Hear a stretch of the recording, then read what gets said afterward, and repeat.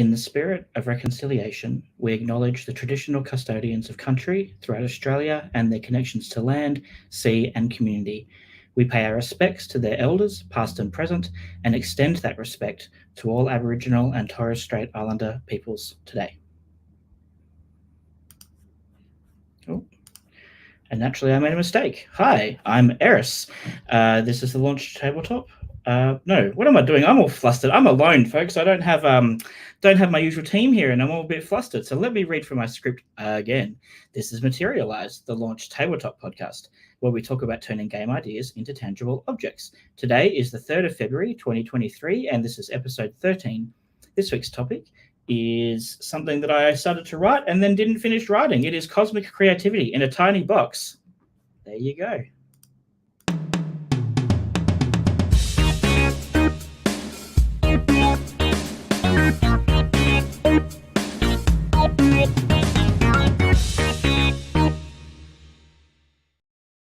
Well, it would not be a Materialise episode if I wasn't making technical blunders or other issues of some sort. So, hey, we're all par for the course. So, like I said, this week we are talking about cosmic creativity in a tiny box. And I'm Eris, and I'm your host. And we've got Sean Fenemore. Hi, Sean. Hey, Eris, how's it going? Obviously, I'm a bit flustered, but that's all right. We'll get through it. Iterate, improve. Yeah, true. Trying to. It's funny how so I'll mention it again in a second, but so this week I don't have the rest of the team here. They are unable to be here, and so I'm pressing all the buttons myself, and obviously forgetting how to do some of it. So anyway, I'm going to go into my little intro scripty thing again, and we'll just do that. So Sean has been on here before. A few weeks ago, we did the CanCon 2023 recap with a group of people, and Sean was one of them. Sean runs State of Mind Games, a game design studio. He has multiple games published, including The Stars Align, which is, can I point to it? It's there behind me. That's it. I'm not very good at doing reverse camera pointy things. He has also been a game design lecturer for many years, and he's very active in the Australian tabletop game design scene. And is organising the Bungadore Tabletop Game Playtest Weekend, which is on the 25th to the 26th of March, 2023, just outside Canberra. Did I get any of that right? You got it pretty much all right, I think. So, yeah, Bungadore's about half an hour out of Canberra. It's mainly known for the woodwork gallery. If you have lots of thousands of spare dollars and want something gorgeous, go along there. If you want something cheap, come along to the playtest weekend. Nice. We will definitely talk about the playtest weekend at the end of the episode, and so we can go into that a bit more detail, but just wanted to mention it up front that it is happening. But hey, why not, while we're mentioning it up front, let me press more buttons and see if I get it right. So this is a link that people can use to buy tickets for the weekend, and it's $20 for designers. Is that right? Let's just talk about it now. Why not talk about it now? Let's not do it at the end, or we'll recap at the end. Yeah. So it's $20 if you want to bring a game along to playtest, and it's free if you just want to come along and playtest some games. So it runs from 10 till whenever we close on Saturday. I do need some sleep, and I thought finish around about 4 on Sunday, so people have time to head home. Eris, you're coming down. I am. I've booked my ticket. Yep, there's some others from Canberra, maybe from Wagga, and hopefully some others from Sydney and around will make it down. Yeah, and we can just play test each other's games, iterate quickly, hopefully, and get some general public through.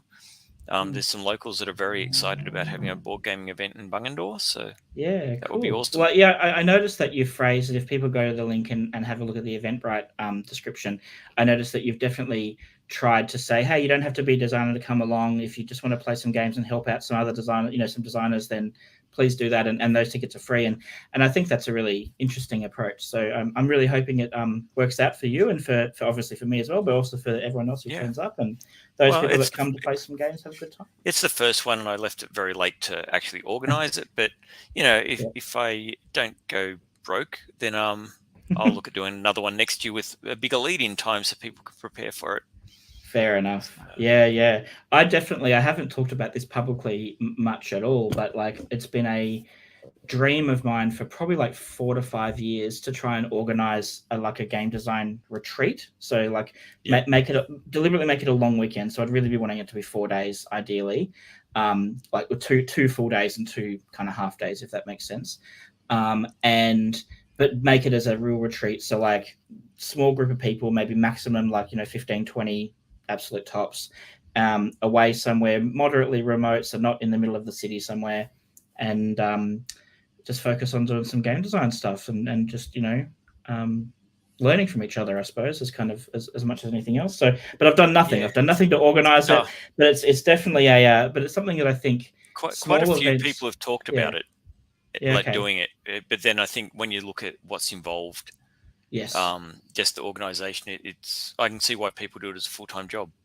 Yes, like and also I think for me also like the small events, like even if you're trying to share like an Airbnb or something like that, it can be quite expensive. If you're looking for something to have enough beds and space for 10 to 20 people, that's a pretty expensive location. And so the tickets then can be expensive, and then suddenly you're at that very understandable thing of like, can people justify the cost to come? Like if it's going to cost them a few $100s because of the accommodation and food and whatnot, if assuming that's provided or as part of the ticket, then it's a thing. And I know I've done it before. I did it in 2012. I went to a thing called Type Camp Australia, so I'm a bit of a font nerd, and it was the only one it's the only one that's been held in Australia that I'm aware of, and I was lucky to go along to it. And it was that idea of there was about probably 10 or so people, and they also brought over, because it's organized by someone who's international, and so they brought over with them some kind of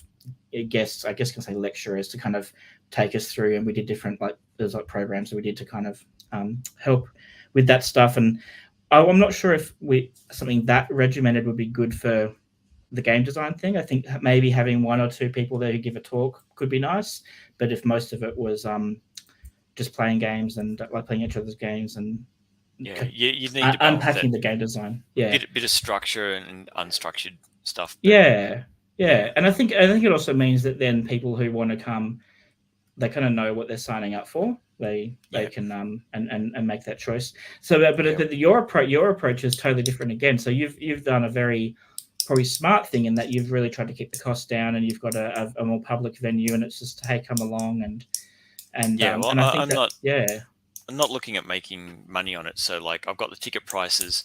If I get more designers, then I just will hand them back some cash, and they'll actually look at it and wonder what the hell this stuff is, because no one knows what cash is anymore.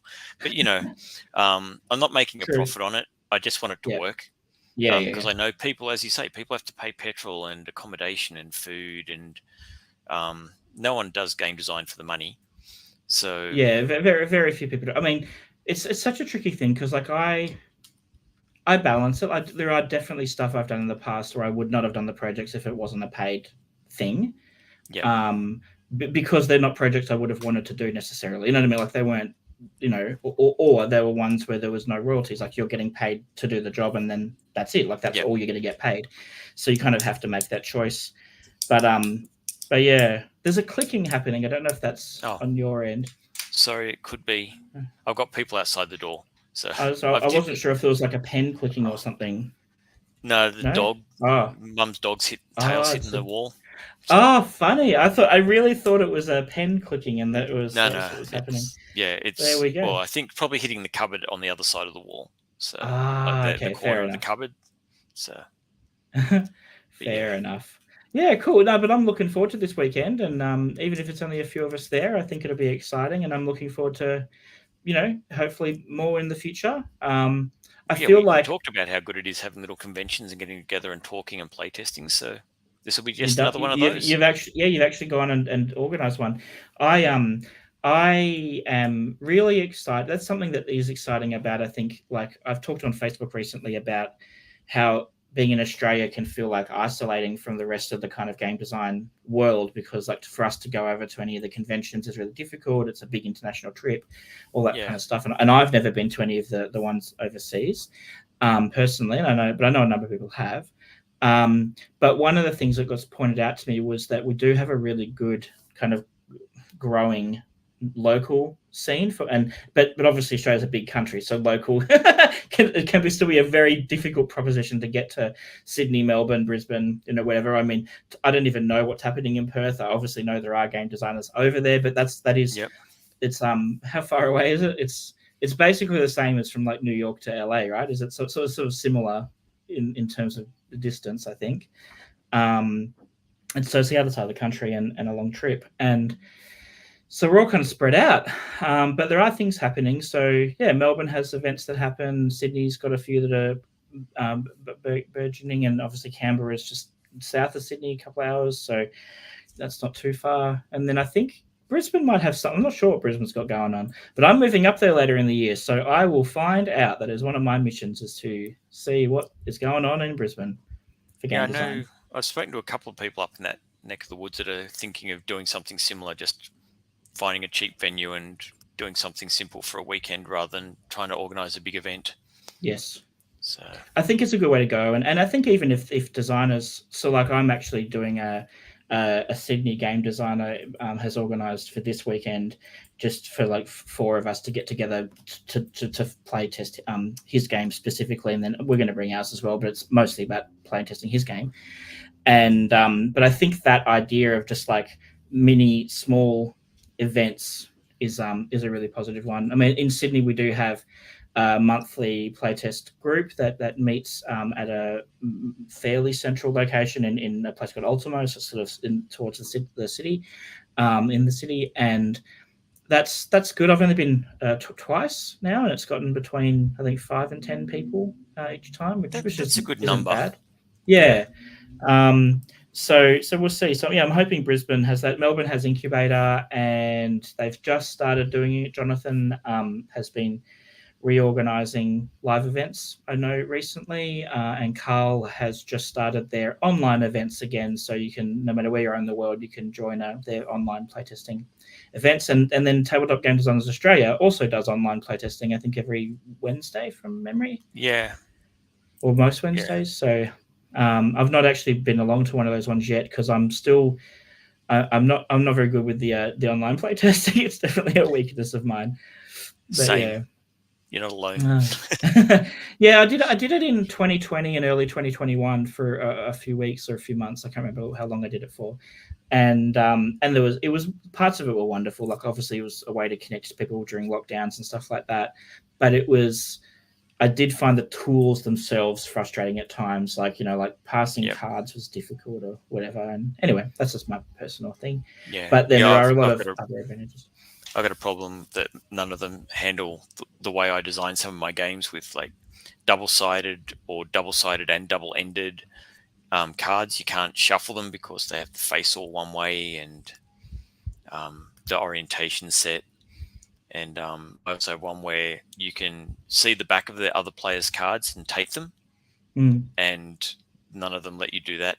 So, or possibly Tabletop Simulator, but it doesn't handle the shuffling. I've played that game. That's the It's All Mine game, is that right? Yeah. Which I think came up on the CanCon episode. So for long-time viewers, they might have had a sneak peek. Yes, for playtesting it's fine, but if you want to check out the stats for balancing, you don't get the proper randomization. But yes, working on it, trying to work out how to script in Tabletop Simulator. Apparently, I saw someone discussing in one of the game design groups recently, or maybe it was people talking about video games, I can't remember, or RPGs, but to do with the fact how digital random number generators aren't really random. Like they have to require a seed, and if you know the seed, you can replicate the rolls of the dice or whatever. Is that? I mean, I know you've done a lot of digital work too. Is that fairly true? Yeah, well, I suppose like Minecraft, all their worlds were randomly generated, but then people will get the seed and they would say, hey, on this seed, the thing is hidden here, and you could, on some versions, you could type the seed in and you could get that exact same world. Yeah. And when we made our word game, the boards were randomized, but you could challenge someone to play the same one. So we got the seed for the first board. And when you challenge someone, it would send an image, but embedded in there was the seed. So when you opened it, it would load the exact same game board. Yeah, Interesting. So, yeah. Cool. Well, that's very interesting, but it's not what we're here to talk about. So No. I'll do my professional job and say we'll get into some stuff. But before we get into the topic of the conversation for the episode, I just got some quick housekeeping to look after. As I mentioned before, Kate, Lana, and Alan are all missing today, but don't worry, they're safe and well. They're just not able to make it this week. But as Kate mentioned last week, there are some updates to Launch Lab that were released this week, so a couple of days ago. And so if you have a Launch Tab account, I recommend you log in, or a Launch Tabletop account, I recommend you log in and check them out. For me personally, two of the biggest improvements are that now in the component view, so when you've got a project and you've put in your different components like cards, dice, whatever, previously they were all expanded and full, showing you all the information, and you had to scroll down the page a long way to, if you had a lot of components, to kind of get a sense of what was in your game, or do the price estimator. So now what they've done is they've made them all accordions, so you can collapse all those boxes and just have the headings visible, which is really good. It means you get a much quicker overview of the what's in your game. Oh, yeah, I noticed that you used it the other day. Yeah, yeah. Like, I can shrink it all up and I don't have to scroll. It was awesome. Yeah, so it's definitely a big like just practical, especially for people who do have a lot of different components in their games. The other big update, which is super practical and I'm so excited about, is that they've added 5 new colors to the wooden tokens. So all of the wooden pieces, I believe, now have an additional 5 colors that weren't there originally, and they haven't yet been rolled out to plastic components. And I don't know what the ETA is for that, but apparently the D6 dice, so not all of the dice, but the D6 dice, it should be coming soonish. But again, I don't know what that means in terms of real time. And one thing I have shared publicly as well on my Facebook, and that is that I was unaware before working for a company like this, kind of behind the scenes as they're building stuff, how difficult some seemingly simple things are. So there's like, in this case, you've got to obviously get the components, have the manufacturer to offer. So there's that time and cost to do. And then you've also got all the back end to actually be able to make it all work so that people can select them and add them to their projects. And so things are just more tricky than I'd realized. And so that's kind of one of my big lessons. So we are definitely working on stuff for people who are keen for more colors and for the new colors to be rolled out across other components. I just don't know when it's going to be done, but it is absolutely on the horizon at some point. All right. Well, that is the housekeeping done. What we'll do is we will just spend a few minutes starting our main official chat. And then after we've done that for a bit, we'll move into have a little ad break and then continue with the chat after. So, Sean, I'm going to share on the screen. So sorry to anyone that is watching this, listening to this stream, this podcast. So, Sean, you made a little mint tin creation called the Pocket Game Design Kit.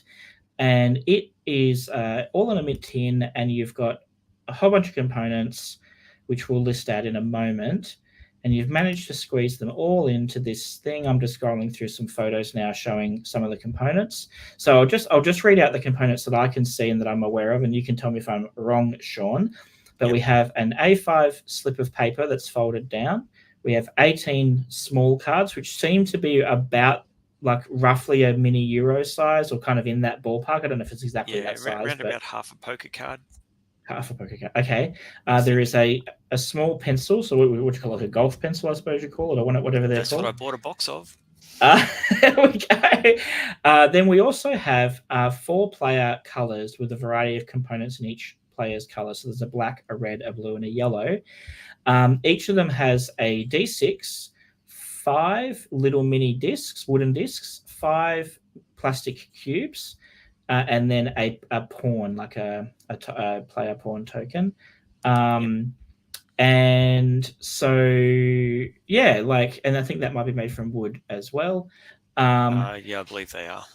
And I've also got my actual real ones in front of me, but so the cubes are pretty small. They seem to be roughly what would you say? I think they're 8 mil cubes. Yeah. So I think they're 8 mil cubes and 10 mil discs from memory. Okay. Yeah, so quite small. But this kit is really interesting. And I've also got a couple of photos comparing it to some other Mint 10 stuff. So some of the Mint delivery, I'm going to call it, or Mint 10 games that were made. So Mint Works, Mint Delivery, Mint Cooperative. I've got yours next to it. So yours is very similar size to the original Mint Works game that came out. Yeah. For anyone listening, I prototyped it and got tins pretty close to what you would buy from those $2 shops in the craft aisle. Okay. That's what I made the first one from. So, yeah. And then I've also got a photo here showing it compared to Mint Cooperative and to an Oink game startups, just so people have a bit of a visual. If they've seen either of those products, then they can have a bit of an idea about how it kind of fits in. So yeah, it's a really interesting idea, and I will just remove that now. Yeah, so what led you to putting it together, and what was your kind of design goal with it?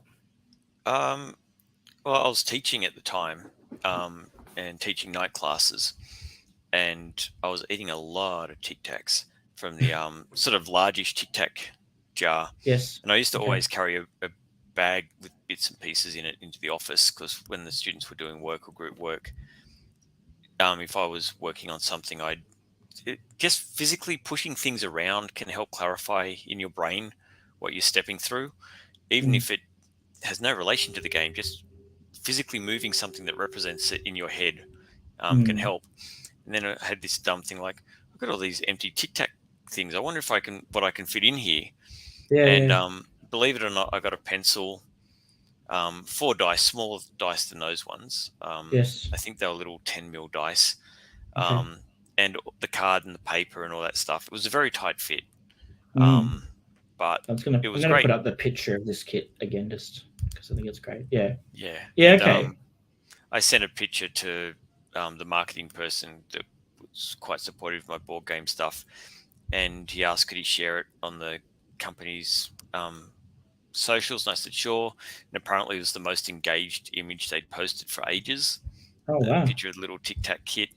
And I'd just done it as a joke in the thing, but then I found that I was starting to just be thinking at work or anywhere and just go, and like a lot of game designers, I have a shelf full of stuff that in my head is going to be really cool if I ever use it. But I was always just going back to paper, pens, cards, and little bits and pieces, nice simple things, to rapidly iterate. So I just started carrying them around. Then we go to playtesting things, and you'd be iterating, or someone would say, oh, what if we did this? And it might be on their game, and it's like, oh, hang on, let's grab some extra cubes or dice or whatever, and you've got a supply. So you don't necessarily use everything in that kit for a game, but it's a backup for those extra things. And I think that's a good way. Like I know for Launch Tabletop, we've been trying to work on some kits, and I know one of them I don't know if we've talked about it publicly, so maybe I'm releasing something ahead of schedule, but we have been working on a big box game design kit, so a large box with a lot of components in it, and some other tools that we've been working on. And obviously it's not going to be for everyone. It's big, it's heavy, it's expensive, all that kind of stuff, but like it has a lot. It's got like I can't remember how many, hundreds of components. I can't remember exactly how many, but a lot of components in it. And the thing that we have to remind ourselves, and then when we start promoting it, will be for people, hey, you don't need to use every component that's in here. Like there might be 6 dice, but if you only need 2, just use 2. Like you don't have to use all 6. So as a designer, that's the temptation, isn't it? It's like, oh, I've got this, I can use it. Oh, let's just throw this in, and the game's bigger than it needs to be. Yeah, and I guess that's a nice segue into our main topic here, which is like you've got the small pocket design kit. And I know that you have also done a number of game designs, or a number of your game designs have been inspired by, or because you're entering different game design competitions that have been around for a while. And most of these competitions have strict component, rules about what you can put into your game. I mean, obviously, some of the most famous ones I'm thinking of are the Button Shy 18 card games, but I know the Game Crafter has also been doing a lot of competitions where they say you can only put in A, B, and C components, and I'm sure there's other ones that I'm not thinking of, which other competitions that people have run. Yeah, and But there's that also the ones on BGG, Board Game Geek. oh, okay, For those that don't know, where they have the annual ones like 54 card game, yep, 2-player only, family games, whatever. And yeah, they have okay. different restrictions and requirements. Yeah, and so I think that leads into our main topic, which is how do you find when you're given one of these constraints to work within, how do you find that helps you with your process of like trying to create a game? Initially, I find it doesn't. Okay. It's like that rabbit in the spotlight thing. Someone Yeah. says, "Can you do this?" And you go, "Oh, probably good." And you've got these restrictions, and your brain just freezes, and your eyes open, and you start dribbling and stammering, and then like as soon as the deadline's passed, your brain goes, "Oh, you could have done this." Um, Yeah. so I don't tend to enter many competitions now because I need that gap. Mm. Um, was it the no pressure Yeah. Yeah. for it to come out? But yeah, it's interesting. I used to do game jams, global game jam, and stuff like that. I've Mhm. done digital games and board games for those, and For those who don't know, Global Game Jam is an internationally organized event on a specific weekend. I think it's a weekend, or is it longer now? But where yeah, longer, I yeah, think. longer. I think it's about a week now. There might be even they allow for it. Where they have a set kind of theme, and people make video games or tabletop games around that theme. I've done one or two, maybe just one game jam, but really, yeah, it was a good experience. Yeah, and I've done one global game jam and one that was organised by Alex Winter of TGDAF, so Tabletop Game Designers Australia. He did one. Him and some friends of his did one a bunch of years ago in Melbourne, and yeah, so I've done that one as well. Yeah. yeah, I think if you go into a game jam or something like that with no expectations, it's like I am totally free to do anything I want, and it's only 48 hours, so it's not going to be brilliant. It's probably not going to work. Yeah. Then you can be a little bit more free to do all the stupid stuff that you're too scared to do otherwise. Yeah. Um, and Yeah. sometimes you get You're a right. really good nugget out of it that you go, "There's something here," Mm. and keep working on it. I'm still working on one that I did I think it was a 3-hour workshop that Steve D from Tin Star Games ran many Yeah. years ago, and I Yeah. still got it because there's something in there. I just can't get past the problems. Yeah. Um, Yeah. but And I think yeah, a number of like mobile games and video games have come out of game jams that have gone on to do like been quite successful. yeah, From as I understand it. I yeah. could And be wrong, but some yeah, companies do internal game jams. yeah, So a student's working for an Australian company, and I just messaged him one time and said, how's it going? He's going, "Oh, we just had a week-long game jam in the studio wow, yeah, just to see if anyone could come up with something that maybe they could potentially make as the next game." yeah, yeah, Um, very cool. but yeah, Okay, I'm gonna. Oh, sorry, you go. Oh, I you was go. going to say once you've got that freedom of it doesn't matter, Yes. then that's one restriction gone, and you can focus on the theme or The components or freedom, the whatever. freedom to fail, or that's how I kind of think of it. And I know it's like other people said that phrase, Yeah, but I think that's a huge thing. When you're doing any job and it's like everything's on the line, this is like make or break, then it's so much harder to actually do a good job. Whereas if yeah. you're like, you know what, this is allowed to fail, then I think you can sometimes actually take a chance or take a Yeah, breath and try and get at it right. information So, nights, I used to tell the potential students and their parents, like, game design is one of the few jobs where the expectation is you're going to suck hmm, and you're just going to get that information and try and make it better, and it'll suck a little bit hmm, less. yeah. Like, you're totally free to suck at it as long as you take the lesson and keep improving. Yes. Um, because your game's not going Yeah. to be great first time out. And once, because so many kids these days and people, I think, is like, I don't want to show anyone till it's perfect. And I Yeah. get Yeah. that. But if you can get over that I think that's and also a other symptom people are happy of with it. Yeah, I think that's a little bit of a symptom also of kind of like people who are newer to designing stuff. Yeah. Like I think some of that confidence to go, you know what, I know what I'm showing you isn't perfect, but it's kind of a minimal viable product to kind of get the idea across. So how do we do that? And I've even at CanCon, Carl Lang was playtesting a game that he was doing some development for, and he pulls out the game and it's very rough, handwritten bits of paper and all that kind of stuff, like not polished at all.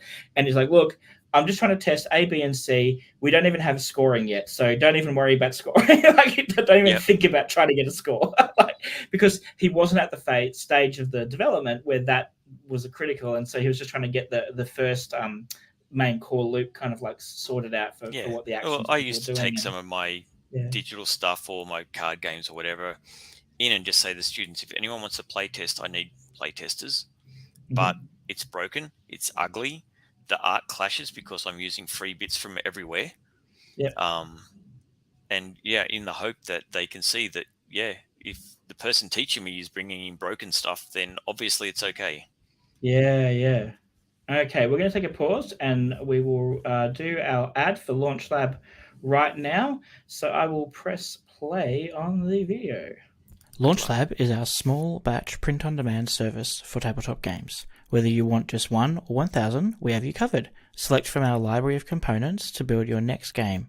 We offer high-quality printing and components at a competitive price with fast production time, shipped to almost anywhere in the world.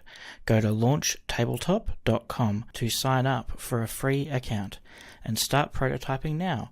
Use the coupon code Materialise, that's Materialise, at checkout to get 20% discount off your next order before shipping. Thanks for that, Eris. And just to reiterate, if you do want to check out Launch Lab, then just go to launchtabletop.com and sign up. And I've got a banner thing here if I can find it. I'm not used to doing all the pressing of the buttons myself, so I'm slow at it. So Launch Tabletop is our website, and then the code for Materialise is this. So it's just the word Materialise, and you get 20% off your next order but before shipping. And just to clarify for anyone who is thinking, it's not an infinite loop of vouchers. You basically get to do it one. You can use it once per account. So that's that. The other thing I need to mention is I need to update that video because now we've pushed some updates. We've got some new colors and new options in the component list. So I'm going to have to add that to my list of things to do. All right. So continuing on with the discussion.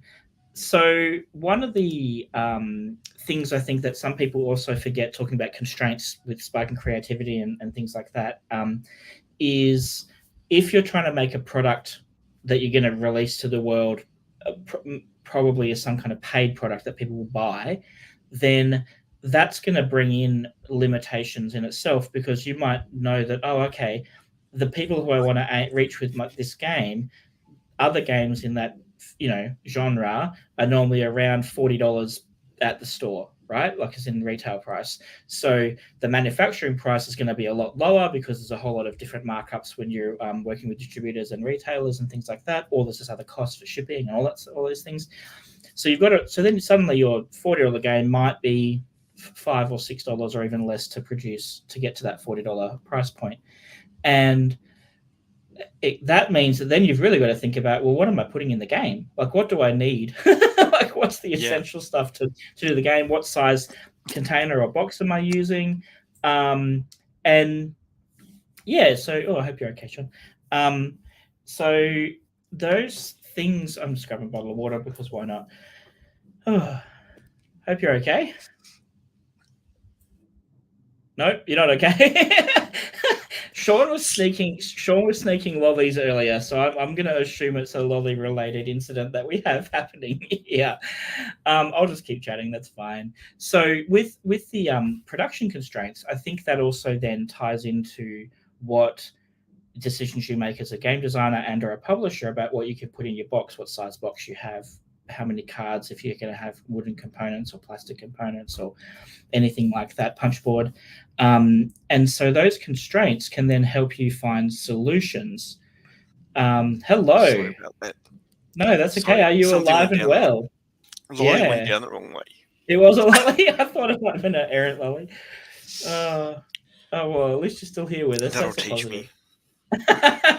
Sneaking the snacks. Don't do lollies, kids. Don't do lollies. Dramatic. Excuse me. Yeah. Wow. Yeah, as you said, the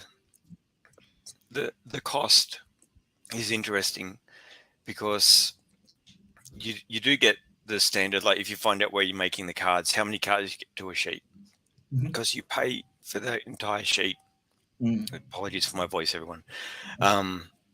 So if you're getting 18 cards to a sheet and you've got 19 cards in the game, you're paying for that second sheet. So now it's like, well, do I make another 17 cards? What does that do to the balance? Or do I take one card out and lower my price? So they're interesting things, and I think that's where to tie it into our theme, like that's where I've found there has been creative solutions for me personally, because I'll be like, oh, okay, well, I know that either I'm making the game or I'm working with a publisher who've taken on a game or whatever, and we know that we need to meet a requirement, whether it's a box size or a price point or something like that. And so you'd be like, oh, okay, well, I really would like to have 70 cards, but I can only fit 50 or 54 or whatever. So how do I make that work? Like, what do I do? and then I think it certainly can help spark creativity. Doesn't mean it's always the best result, and I will admit that there is compromises you have to make when you're going to be doing anything within a limited constraints. But talking about what you said about earlier about kind of the freedom to not everything be perfect, while you're in the design phase and the iteration phase, I think that's part of the fun, is trying to go, can I fit it all in, and how can I make an interesting game? And it may not have been the game that I was setting out to make originally, but it's gone in a direction that's interesting. And well, a lot of game jams, like their constraint will be the theme and the amount of time that you've got to do it, and then you have your own personal constraints based on the skills available to you. Do you have an artist in your team, a programmer, or whatever? But you can also get things like you mentioned, the game crafter. They tend to have a price point in their system because they are a print-on-demand service similar to Launch Tabletop. And so they might have a theme, or it might be a type of game or a style of game. So one of the ones I entered was a mint tin game. And it had a certain price. And so then you've got their component list. So when you build the game, you build it in their system and it prices it for you, similar to the same way Launch Tabletop prices all your game. And it has to come in under their threshold. So then you get I would really like that extra big meeple, but that puts me $1 over. So now I've got to go back to tiny meeples. But does that make my game fit or whatever? And that, as you mentioned, that's a different restriction that your brain has to come around. And I think that's where it falls back to designers. We design experiences essentially, and we deliver that experience through a game. A lot of people, I don't want to say forget that because it's a bit degrading, I guess. But as designers, we tend to get caught up in the idea, I can do this and I can do that. And we forget, why did we start the game? What did we want the player to feel or experience? And are we adding complexity for no reason when we could do a simpler solution to get the same experience? Are we adding complexity because there might be something that isn't working? So there's like an edge case where some points go weird, or there's a strategy that's really dominant or whatever, and those aren't really edge cases, but there are things that maybe aren't working out as you hoped, and you do have to kind of make that call at some point about okay, is there a way that I can deal with those problems without necessarily just adding on 5 extra rules, to try and... I am guilty of a whole rule page of if buts. Okay. And then it's like, this is not working. Well, I mean, it is. It's like I think it's good to try and limit them, but at the same time, it does depend on the type of game. So if you've got games with a lot of interactions, like card interaction games, like I mean, obviously famous ones are like Magic the Gathering and Pokemon and whatever, like TCGs. But many games have them where you've got if this card does this, then how does the other card affect that one? Like how does it respond and blah blah blah. Well, then you're going to have a lot of those. I think like situations where you need to have some kind of and then the players around. will always do something you don't think of. Yes, true. It's like, this card's OP, and it's like.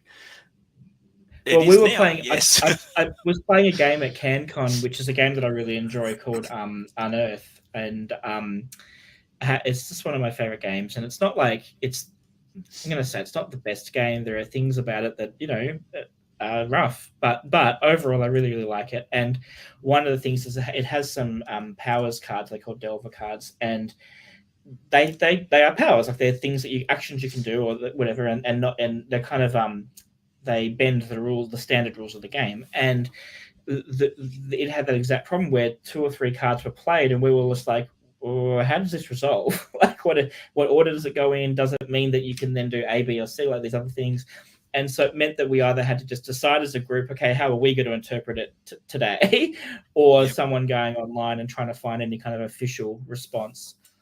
And fortunately, we were able to get some decisions. We found that other people asked similar questions, and we could move on. But it definitely was one of those situations where the rule book might have been good to have another couple of pages and just added a few more of those clarifications in. Or found a way to kind of streamline it so that the clashes didn't really happen as much. But I think it's also game genre dependent. Like if you're making, like a lot of my games that have been published are smaller, family focused, light games, so they're normally 25 minutes to kind of 35 minutes roughly. Some of them are less, and sometimes like 15-minute games, and with not very many components. And so like obviously I don't want to have if the game's only going to go for 20 minutes, I don't want to have people stopping for 10 minutes trying to figure out what cards do. It needs to kind of be mindful of that. And whereas if I was making a really deep strategic game that takes 2.5 hours to play, and there's a lot of tier strategies or elements, then it makes a lot of sense to try and have ways to so that people can resolve any problems that have happen, or conflicts that happen throughout it. And so I think it's kind of just dependent a little bit on the genre and the audience and things like that. As well. But another thing I tried was on Board Game Geek. There's the Project Shrinko. Okay. And people can nominate a game that's big, and challenge people to shrink it down. Okay. Now some people go, oh, this has got a big box, but there's nothing but air inside. And it's like, well, that's not a real challenge, but someone made a really, really good version of Flamme Rouge that fits in a mint tin. Wow, I've heard really good things about Flamme Rouge, but I've never played it. So it's on my one day I want to play. It's one of those ones that every time I play it, it's like I don't even have enough cards to finish this race, and then somehow I'm still competitive at the end. Wow, it's the math, the balancing, it's brilliant. Someone did Azul. That I printed out and put it into a mint tin, but they changed it so you're playing on one board instead of an individual board, and that changes the tactics because you may partially complete a row that someone else could finish. Yes. But it's got the same feeling, like it gives the players the same feeling as the full set. Yep. So this person has managed to distill the core of the game down and shrink it. So if anyone's interested, I think there's a challenge for Mage Knight. I think there is a really good version that someone's done. It won't fit in a mint tin, but it does shrink down. So that's another one. Like I did Taji, and I just squeezed it into a mint tin. I've not played it, so I don't know. I've got no frame of reference. Sorry for what it's my one about. It's got a similar feeling. It's not perfect because I did it during lockdown, so I never got to play test it because it's double-sided, double-ended cards, and I can't use them online because I can't get the randomization. But the core is there. And That's it's true, because interesting. you pointed out before, if you've got cards that have some information, like I'm going to say dominoes is a classic example. You've got a top and a bottom thing. If you've got them in a deck, things like Tabletop Simulator, they don't shuffle them. What's the word on that? They don't axis? rotate them. Yeah, rotate them. And so it means that limits its real world, like how it would be in the real world. Do you ever find for yourself that you start a game design project and you give yourself constraints deliberately to start with? Like, so you sort of say, okay, I'm going to try and make a card game, and it's going to be no more than whatever number of cards, and I'm allowed to have a few components, but like there's a limited list. Or do you kind of just go in not really with those thinking, and then constraints come later?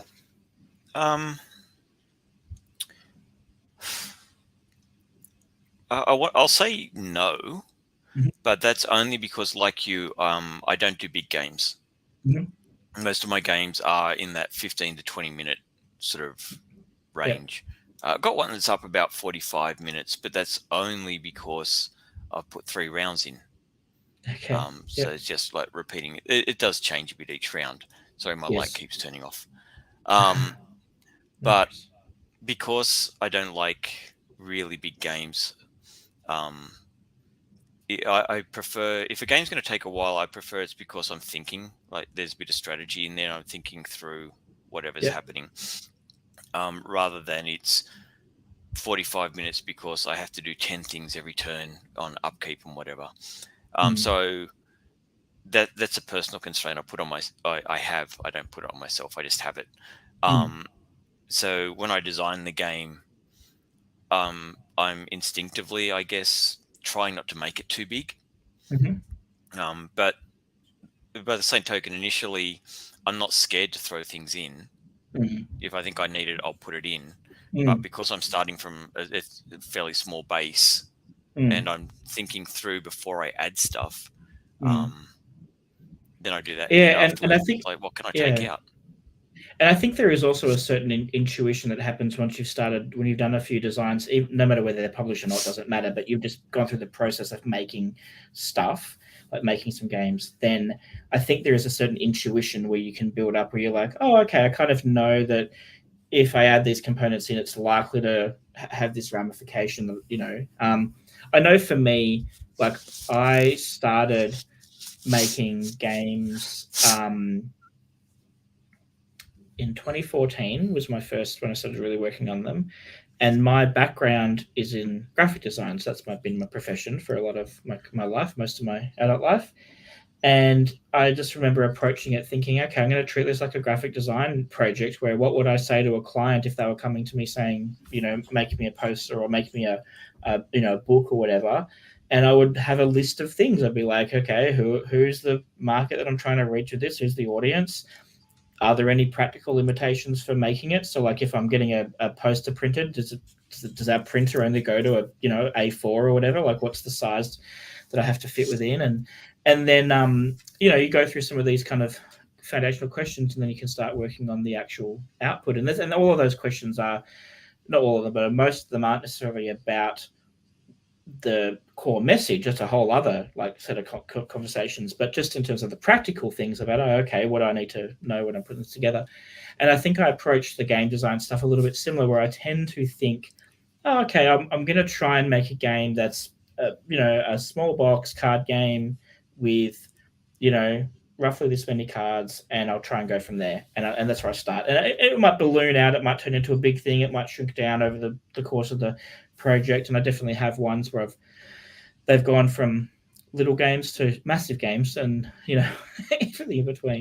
And then sometimes back to medium-sized games. And then back to so the one that I've talked on the show a few times about, which is the Greek Gods drafting game. I've been working on that basic idea for about 9 years, since 2014, and some of the iterations were tiny. They were like 30 cards, 36 cards, and that's it. And then other ones had like big tiles, and it was like a big city building kind of thing, where you're looking after your cities with engine building, and like it had way more components, and all those kind of things. But the core idea was always consistent throughout the core kind of system. And I think I've kind of landed back in a smaller spot. So now it's sort of in between. It's not quite just 36 cards. It's more than that, but it's still a small box, thing. And it'd fit in a 54 card box with rules and any bits and pieces and tokens and stuff. Yeah, the punchboard tokens, because I've got coins, they push that out a bit. So I put it through the Launch Tab system. I'm waiting for it to arrive, so I will absolutely be showing it off on the show when I get it. But I used our small box, and I used 2 sheets of punchboard to get some coins for scoring, which are used in the game. And then I've got 3 sizes of cards. So I've got our small square cards, which are basically a poker card width, but like a square. So like a poker, like the width is the same as the height. And then I've got poker cards, and then I've also got some tarot cards. And the tarot cards are used as player reminders, and they've also got the rules on the back. So I've got them. So I've got no rule book. I've got that spread over the tarot cards. Not an ideal solution for a finished product, and I think having a real rule book would help the game if it was a proper retail thing. But for prototyping and for now, I'm just kind of demoing it to people and like trying to refine the system a bit more. Then it's good enough. Yeah. And yeah, so I've got 3 sizes of cards, and so yeah, so it doesn't fit in it. That does change the size of what the box you can put it in, but I felt I'm using the small square box, so we'll see how that all fits it in when I get it. Yeah. And what lessons I learned from that. So yeah. That could be your constraint. It's like, okay, any changes I make, I don't want to go into a bigger box. Yes. Yeah, because I want to, and for me, part of it is like I still don't know how this game's going to come to market. I did pitch it to a publisher at CanCon, and who I believe you also spoke to too. So we're all small industry. Waiting, yeah, we're all waiting. But I pitched it to them. But remember what happens with them. Like I'm also deciding. Well, sorry, it does matter what happens with them. Let's pretend that it doesn't get picked up by them. Then I'm also thinking through my options, and obviously one of them is to self-publish and try and do it. Print them through Launch Lab. Maybe do a small Kickstarter, something like that, just to kind of bring it into the world. And part of me is actually nervous and excited by that because I've never run a Kickstarter. So I think doing a low stakes Kickstarter where I say, hey, okay, the goal is like I'm planning on printing 300 copies of the game, or whatever, like a very small amount. So I don't need to have a goal of like $100,000 or anything.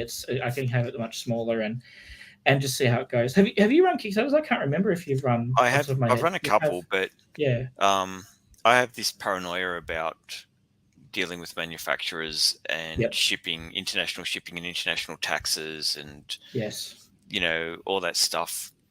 And so the ones I've done I think 1 or 2 zine Kickstarters. Yep. And I did a Make 100 with Chiral. Okay. Yep. And all of that was priced on, okay, we'll get the pieces. Make 100, we handmade them. Wow. I painted all the discs, and I paid my father-in-law to drill holes in the discs for me before I painted them all multiple times. If you ever want to do 600 or 700 squats a day for a week, do that.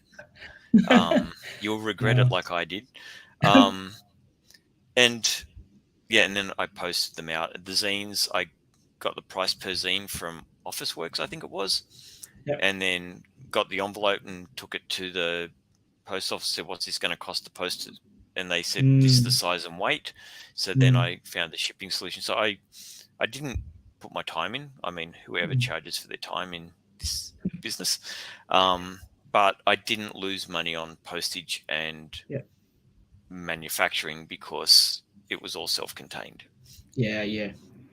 Interesting. But it's still interesting. And I only had like $100 limits goals for one or two of them. But I got caught with Kickstarter because someone went, I really want this to succeed. I'll kick in, I think it was $400. Yes. And so instantly it funded. And I was like, that's really nice of you. And I didn't get, I think it was whatever, $100 each sort of thing. I didn't get enough to fund without that. But then their credit card failed. But Kickstarter still said it was funded. Oh, no.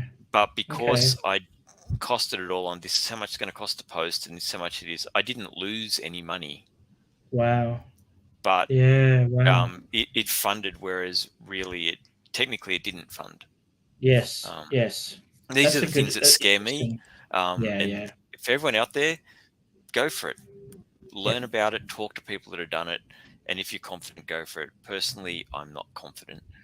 I think so in my previous full-time job, I worked for a large non-profit and an Australian one, and I got to produce 2 games with them. And the thing that was good for me, aside from the like being able to do it as part of my day job, was I got to deal with manufacturers in China and stuff, and learn a little bit about shipping. Now, we were just shipping the whole lot to one location. We weren't doing it like to a Kickstarter where you might go to hundreds of backers or whatever.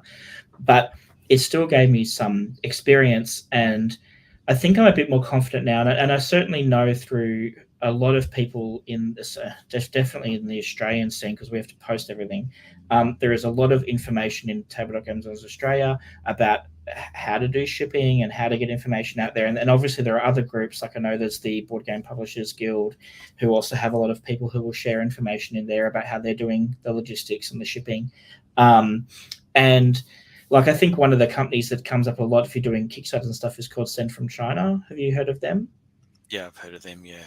Yeah, so as I understand it, if you're manufacturing in China, you would then get your, let's say, 1,000 games or however many you're getting printed done, and then send it to them, and then you send your mailing list to them, and then they would mail it out to everyone. So I mean, I've never done it, and I'm sure there's issues with it, but like, it sounds like a doable thing. Like, it doesn't sound like completely impossible. It's definitely doable. It's just,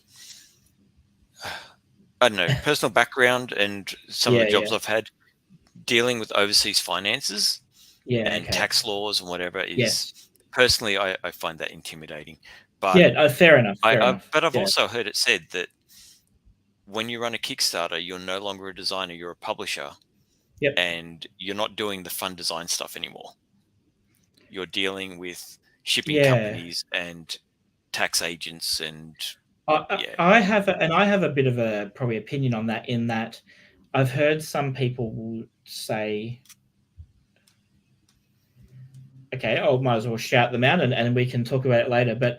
But Keith and Hannah run a podcast, and I do not remember the name of it. I should really look it up right now. I know the one you're talking about, and I can see the photo. I just can't remember what it's. Okay, well, I'm going to look it up later.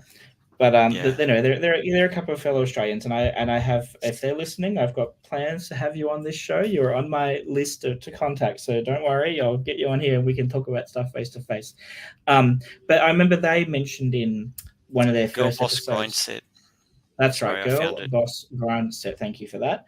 So I think it was in their first episode, they mentioned how at the PAX DevCon that happened at PAX 2022, that there was a question raised about, who kind of is a full-time designer, and there was a very small number of people that said that, and they were in that group. And part of me listening to them talk about it, my gut reaction was, but you're publishers. Like, both of them are printing and selling to customers, like dealing with logistics, dealing with postage, dealing with getting into stores, like talking to stores and having it in there and stuff. And to me, all of that's publisher work. Like, it's not strictly designer work. So I think they probably meant more people. They work full time in the games industry, which is obviously wonderful and completely totally valid and part of it. But I think it is like they're a designer publisher, and I think that's how I kind of look at it. And I think I've come where I've landed now is that if anybody is actively dealing with the production side of making a game, the logistics of getting the game to customers, then I would say they're a publisher. And if they're a self-publisher because they're the only person doing it in their company, fine. It doesn't, they might have a great logo and name attached to it. But if they're also part of a bigger team or a more established company, that's the same thing. And I think, and I don't think it, and I actually almost even question the whole self-publisher title is in that I just think, does it help us in our industry to use that frame of reference? Because I feel like it comes with a bit of a sense of judgment. It's like, oh, it's not really published; it's self-published. And I think that's nonsense. Vanity publishing books. Yeah, and I just think that's a bit nonsense. Mean, and I'm not saying that this is a perfect analogy or anything, or like perfect situation, but I'm much more now kind of like, look, if you've brought a game to market, if people can buy it, doesn't matter if it was handmade and you only had 30 copies, or if you mass produced thousands of copies, like, I'd say you're a publisher, and I think you're a published designer. Yeah, but I mean, I think it's okay, and so it takes away from your design time, though. Like, it does. It definitely does. Oh, hello, Kate. We're almost about to wrap up, and Kate's just popped in to say hi. I'll just show her. Hello, Kate. Hello. As everyone knows, Kate's a regular. I think this might be the first episode Kate's not been in the room with us for. And we're still going. And we're still going. That's right. We're only 44 seconds over time so far. So that's right. Last week when I was having all my chaotic internet issues and I was only here for part of the show, they went for 1 hour 20. So I don't feel so much pressure to like finish right on perfectly time. We even touched on the topic a little bit too. So we're doing. We did talk about this week. Hello, Chris. Chris is back in the chat. Chris was here last week as well. Just found it for the end. That's perfect. I've got to play your fighting game, Chris. I haven't played it since the last PAX I was at. I played a really early prototype of a fighting game by Chris, which I'm assuming is the same one. Was it like a sort of boxing or martial arts or something? Deck builder sort of thing? Yeah, and I played it in Incubator probably like 4 or 5 years ago, and then I think I played an online in 2020. Played a tabletop simulator or Tabletopia version of it as well. Very interesting. Yes, it's changed. Chris is just saying it's changed a lot. It's I know I bugged Chris because when the version I played, I knew nothing about fighting and martial arts or boxing or anything, like none of that stuff. And so his cards were very thematic, and I was just like, but why can't I just like punch or do whatever? And it's like, well, no, because that's like in if you've got a human body, that'd be impossible in this kind of situation. Yeah. And I'm like, oh, okay, well, I don't know. Like, it seems good in my head. I'm sure I saw it in a movie. And Chris is just saying that I was also part of the first public playtest for Guildmaster 2. I do. I remember at Gatekeeper Games, which is now I think called Maze Games in Fitzroy North in Melbourne. I played Guildmaster, and this was probably around 2016. I would be guessing, maybe 2017. Yeah. Fun times. And that's going on to get published, and really well done. Chris, you're doing good work, and I'm going to have you on the show as well. I'm just going to tell everyone I'm having them on the show. That's my new thing. Yeah, come on my podcast. Tag you're it. Yeah, tag you're it. But I think that is one of the good things. Like the Australian design scene is actually really vibrant. There is a lot of people doing some really interesting stuff, and it's very exciting. All right, so we have derailed a bit. I don't even know what we were specifically talking about before we were talking about Constraints. We did talk about the actual topic for a bit. See, chatting to friends is a design constraint because it takes you away from designing. Oh, you were talking about that's right, publishing taking away from designing, and I think that's true. And I think that's an equation you have to just kind of like work out in yourself. Like, what is the thing I'm wanting out of being a designer, and what are the kind of compromises I'm willing to make to do that? It adds a different constraint as well, because if you're going to pitch, you can design almost anything you want, and then you find a publisher that might be interested in that style of game and pitch. If you're going to self-publish, you need to find a market, like research that market, make something, try and get that market to play test it. And that's a constraint that you're now working within. And as you get to know that market, you can go, well, no one in there likes paying more than X dollars per game or whatever. So now I've got a price point. So that does. Constraints are good, people. They are, but I think you need something to stop your game being a $200 behemoth in a some games should be that. Like I don't think it's necessarily I think it's one of those things. There's a space for everything, but I think the point is that there are going to be constraints no matter what you do. Whether it's from like if you are making your $200 big box huge like thing, well, there's going to be constraints because people will go, well, I can't buy it, it's too expensive, or I can't get it shipped to my country because it's too heavy. Like the cost for shipping, shipping is going to be. And so I think constraints, no matter where you are in the life cycle of making a game, the constraints are going to be there. It's just a case of trying to do those balancing acts of trying to find the right constraints to kind of live within, and other ones to try and find solutions for. And so, yeah. Well, I know, like I took some mint tins to a local playtest group, and I gave one to Jen and one to Tegan, and just challenged them to try and make a game that would fit in them. Tegan got cheese and crackers. I'm so keen to play that game. I haven't played it yet, but I'm very keen to play it. It's pretty Tegan, we've had on the show, for those who might want to go back and have a look. Tegan's episode was really good. I believe Tegan's working on extending it or an expansion or something. And Jen came up with a really good riff on the old, depending where you came from, boxes or paddocks, the dots, and you draw a line, and then if you draw the line that seals the box, you claim that box. Yeah, I vaguely remember that. Yep. Yeah, as kids, we used to fill notepads with dots and then play it for hours. And was it also one that was played with matchsticks? Was it also?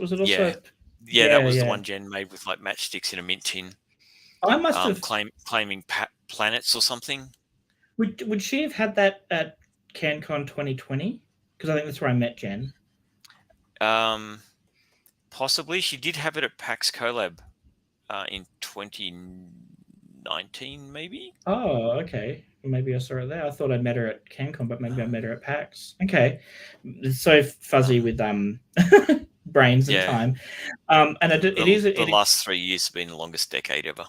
Oh, I agree. Totally agree. I still can't comprehend that we're in the year 2023. I'm like, I just don't believe it. It doesn't seem real. Okay, we are going to end the episode because we're now at 1 hour 6, and unlike my co-hosts last week who are happy to keep going on forever, I'm going to crack the whip to myself, which is weird and probably a bad thing to say online. So what we'll do, Sean, is I'm going to move in to the questionnaire, which is our world-renowned Materialise questionnaire. Ew. And let me press the buttons. It is. See, I'm so incredibly happy with the name of this segment, and it exists primarily because I just love that pun, and it's not talked about very much. People don't seem to want to mention the pun, so I'm glad you mentioned it. You make me feel While we're good. talking about puns, everyone needs to hassle Eris to put his pun on a T-shirt. One from about toucans. With a cute graphically designed toucan. Put it on a T-shirt. So the pun was that I just put out the other day. I seriously workshopped it in my head for probably like half an hour before I was posting it. I said there were two kinds of people in this world: ones who are cool people who love puns, and cool people with flamboyant beaks. And it's just silly, but makes me laugh. I love it. Put it on a T-shirt; it'll sell. It's the kind of pun that will. Kate has said, "Ooh, harsh," but I honestly don't even know what we were talking. Oh, maybe about my co-host. That's why she's saying harsh, because I was talking about my co-host disparagingly, which is fair. I was. Well, give them a free T-shirt. Give them a free T-shirt. This is your plan to make. You're going to be my T-shirt producer. You're the one who's got the. I'll just write the things, and you can figure out how to make. You can be my T-shirt publisher. How's that sound? I'm happy to put them online for you, but you'll have to do all the graphic design work. Oh, fun times. All right, we're going to go into this questionnaire. The first question. Constraint first. I did see a publisher that was looking for a game that could be printed on a T-shirt. Oh, for people around you to play while in line. Like at a con or something. Yeah, actually, I may have heard of that idea before. Pin the tail on the donkey was not a good one. That's funny. I'm guessing it'd have to. There's a weird constraint for people. I'm guessing for that one, something that's a bit more storytelling would probably have a bit more possibility. Potentially, or it could be the rules for some sort of Dex game, where somehow you manage to reshuffle the queue so you're at the front. But you win if you get to the front of the queue. That's going to happen naturally. Okay, let's move on to the questionnaire. Let's do this. Yes. No, that's okay. First question is, are you more of a heart, a diamond, a club, or a spade? Probably a spade, because I'm quite willing to call a spade a spade. Good reason. I'm very supportive of that. Also, you're pretty handy. Like, I know we didn't have Alan on the show today, but whenever you're on the show again with Alan, we want to talk about power tools, because I know that you use your hands for making stuff, doing things. Yeah, but there's plenty of others in the TGDA that actually make good stuff, so I'll get them on. But no, we're not. Sean, you don't need to be so self. If someone wants to hear me whinge about fencing and tying fencing wire, I'm happy to come on and do that. Because people wouldn't know it. I don't know how much you talk about it, but like, you have horses and stuff that you look after. Is that right? Yeah, we're on 27 acres just outside of Canberra. Yeah, that's so wonderful. Yeah, horses, lots of frogs, seen a couple of snakes, Wow. an ibis, lots of roos, wombat, and echidna walked through the paddock the other week. Huh. So we're kind of lucky. Very cool. Yeah, that's wonderful. All right, next question. Dinosaurs who are pirates or robots who are ghosts?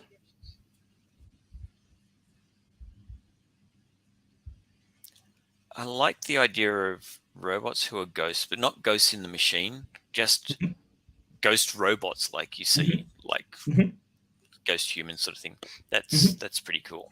I've seen dinosaurs with pirates in games and stuff, and it's anything with dinosaurs is cool, but I think that's been done more than ghost robots. I would agree. I know that if you're into animation, there is some old episodes of Futurama from the early seasons where Bender dies, maybe even one of the mid seasons, where Bender dies and is a robot ghost. And I absolutely stole the idea from loving that episode, those couple of episodes. There's your next game jam game theme. Make a game about robot ghosts. Yeah. But I got to be honest with you. I really like the idea of dinosaurs who are pirates. I just can. The artwork, I think, would be absolutely stunning on that. It'd just be beautiful. So I'm happy. I'm happy for both. Happy for both. Or you burn fossil fuels, and instead of just the smoke coming out, they come out in the shape of the dinosaurs. Like, so you got ghost dinosaurs coming out the back. That's terrible. One thing, I mean, fossil fuels are obviously bad, but like, one of the things that frustrates me is that apparently, like, from what I've read, most of the fuel, like the coal on that, it was laid down before dinosaurs and animals really existed, and so it's plants, the plankton and whatever, and plant single stuff, cell like things, but trees and stuff too. Algae, so yeah, interesting. Anyway, so that was a tangent. Hey, all right. This one you might love, given your situation earlier in the episode. What's your favorite snack or drink when playing a tabletop game? When I'm playtesting, I like taking Mentos, the little individual ones. Environmentally unfriendly, I know, but hygienic.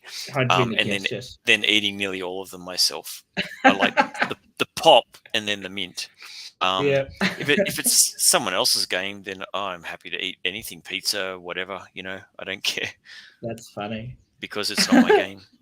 Yeah. Fair enough.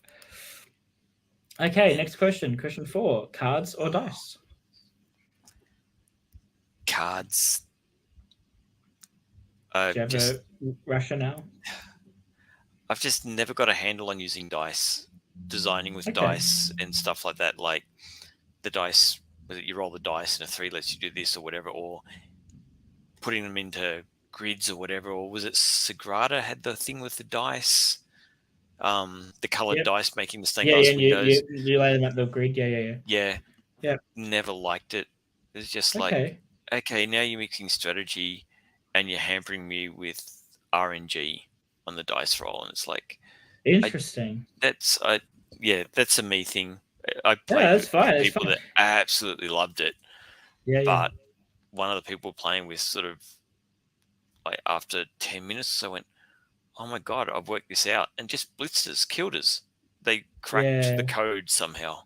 I've only played it a few times, but my memory is that there's a certain kind of level of pattern matching, and strategy around because the different placements will affect each other's scoring and stuff. If you have a red die near a blue die and whatever, I could be wrong on that, but I have a feeling that has an impact. And so I think there is a certain brain who can kind of look at that and go, oh, okay, cool. This is I need to, if I'm going to try and score this one, I need to respect, get that alignment correct and blah, blah, blah. And I just think that's not for everyone, right? I think it's matching, like pattern matching with numbers, knowing the probability of the numbers coming out, and then pattern matching the colors. And there's a brain. I mean, it's a me thing. I accept that. But also, you mentioned the button shy challenges. Some of the stuff that people come up with in that for 18 cards or 9 cards or whatever, absolutely amazing, the mechanics they can get out of just cards. Yeah. Like the decision points and all that sort of stuff. So clever. I agree. It is amazing. But if I'm sitting there playing with dice is nice. Just pick the physicality. Yeah. There's definitely. And I used to play the old hero system, and there was always something good about doing 30d6 damage. And your mental arithmetic got really good.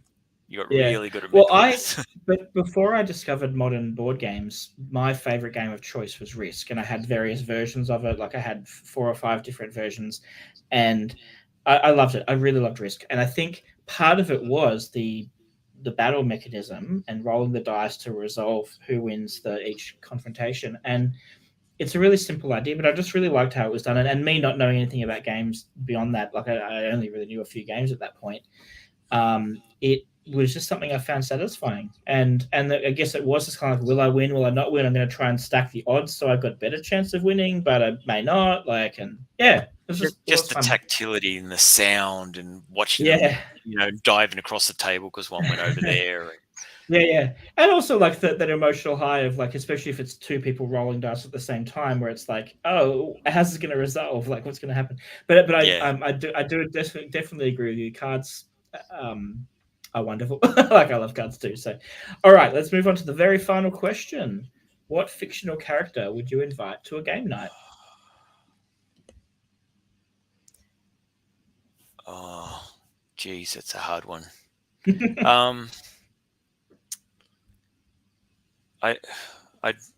It'd be a toss-up between Death and Dream from The Endless. Oh yeah, okay. I only know them through the TV show, so I don't have any. Yeah. I don't know their comic book and story, like literary background. Dream's a pretty huge dick, but seen and done, and like seeing all the dreams of everyone. Yeah. And I mean, Death's just seen everything. Yeah. And met interesting people. I wouldn't play them for an outcome in a game, but not like playing chess against Death or something, whatever the old trope is. Do you remember from Bill and Ted's Bogus Journey? They do that. Yeah. Bringing out the classics. Oh, we are. We're so hip and modern. Hey, we mentioned Sandman though. Sandman's like quite relevant these days. Only came out last year, I think, the Netflix show. Yep. Yeah. Hope they make the second season. But yeah, I think that would be an interesting game night. Nice. Very cool. Well, that's the last of the questions. Let me just hide that. Okay, because I'm doing all the clickety clicks today, I'm figuring out what I'm doing. All right. Well, thank you very much, Sean, for coming on the show and hanging out with me. And what people don't know behind the scenes as well is that I had a booking situation happen, which meant that the people that I'd had on scheduled to come on weren't able to come on. And we have a last minute, I messaged a few people and Sean responded and said, yeah, sure, I'll be on the show. So thank you very much for your freedom of time. That's terrible. I'm wording that terribly. No, I'm free for time now. Yeah. I finished work today officially, so it's all good. I go casual from now on. So technically I am free. But that's a warning to everyone. If people don't turn up, you're going to get me again. Is it a warning or is it like a hope? Like we want you, I Sean? think it could be a warning. I think people get sick of hearing me talk shit after a while. I enjoy talking with you, so it doesn't bother me. So yeah, but really do thank you so much for taking the time to be here and to chat about the stuff. And I think one of the things I like about talking with you, Sean, and like on the show, but also like just in normal life, is that you're a very no bullshit kind of person. Like you're just kind of like, this is the truth as I see it, and I'm kind of, and it's not and not that's like, never bitten me in the ass. yeah, true. But like, and I'm not saying that there isn't room. I mean, I can definitely be a bit of a hyped up person at times and trying to talk things up maybe more than they need to be talked up. But like, one thing I do appreciate about you is there's a certain groundedness to our conversations, and just kind of, it's real, and I like it. It's really good. So thank you. Thank you. Now we do have a few links for people. So we'll start off with your email address. So if people want to get in touch with you, they can email to stateofmindgames@gmail.com. Yep. And then you're also on Discord. Has Sean? Is it hash? Is that what we say? Hash. Yeah, it's a hash. Yep. 0222. And then the other big one, which is what we talked about at the very start of the episode, is the playtest weekend that's coming up on. I've closed my window down. 25, 26 March, Saturday and Sunday. 25th to the 26th of March, and it's just about half an hour. Did you say north of Canberra, roughly? Northeast of Canberra. Yeah. Northeast of Canberra. But if you go to that link, then you'll get there. I will read out the link because someone may not be watching, and it is tinyurl.com/WCUSV53T. All right. And that's going to be a playtest weekend where designers can show their games. And if you're coming along just to play games, not presenting anything, then you can get in for free. And designers, it only costs $20 to be a part of. So I've got my ticket. So if you want to see me, buy a ticket and come along. See me and Sean. Come and play the Gods game. It's good. Yeah, it's called For God's Sake. I don't think I've actually even mentioned and we might even have the new version, nice version. It should be definitely by then. I would be shocked if it's not delivered by then. I'm hoping it arrives very soon, either this week or next week. So, yeah, it's you had to see the printed version. But you did make a good point. This event is not for people to demo games that are trying to be sold or about to be sold. It is for playtesting. Games. It's not a hey, I'm going to Kickstarter next week marketing event. You can market. Yes. The game, but yeah, if you're not willing to make changes to the game, then really you're not in the playtesting stage anymore. Yeah, you're in that kind of promotion demoing stage. So yeah, different phases. It's me being a grumpy old guy. That's fair. It's all good. All right, so Materialise. Let me go back to my script because I forget all of these things every time I do it. Yes, thank you to the people who have been in the chat. It was lovely seeing you, Chris and Kate. And did anyone else? No, just Chris and Kate. So thank you very much for being there. And anyone else who has been watching along and not commenting is totally cool as well. We appreciate you and your eyeballs and your ears.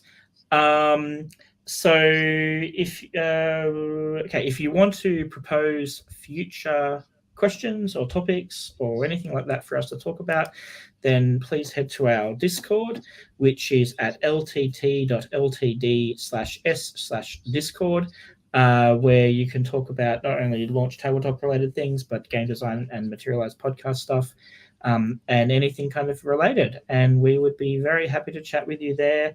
And see what you want to. If there's a guest you want us to try and get on, we can do our best to get them on. If there's a topic that you really feel like you want to hear talked about, then please suggest it.